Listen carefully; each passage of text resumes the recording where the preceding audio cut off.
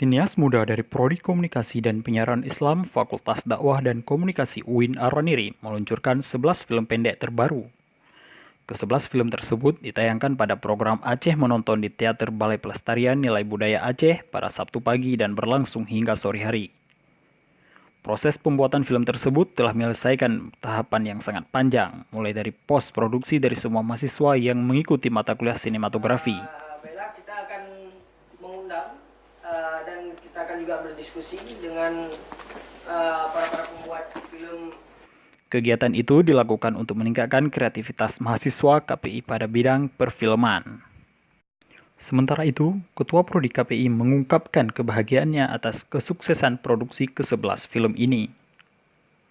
Artinya kemampuan mereka sudah sangat berkembang di bidang film, dan kita tahu salah satu cara mengapresiasikan karya seni dan komunikasi adalah salah satu yang lewat film.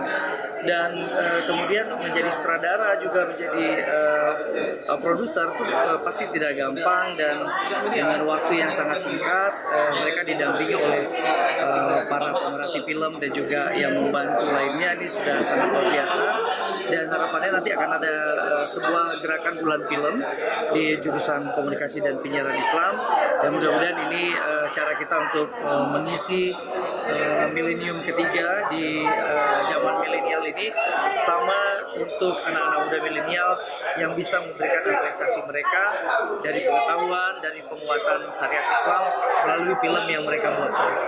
Ya, sinematografi itu juga tidak mesti harus membuat film, tapi juga ada karya-karya audiovisual lain yang bisa memakai teknik atau metode sinematografi. Saya kira banyak hari ini, dan itu sangat membantu teman-teman semua untuk kemudian lebih produktif, kemudian inovatif, lebih mampu untuk menyampaikan gagasan-gagasannya misalnya.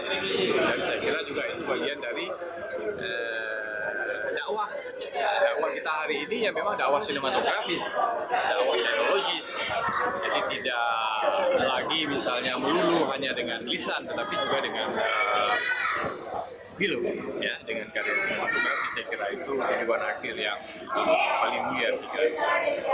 Dari Banda Aceh, Mabrur dan Syahril Ramadan, Wasata TV melaporkan.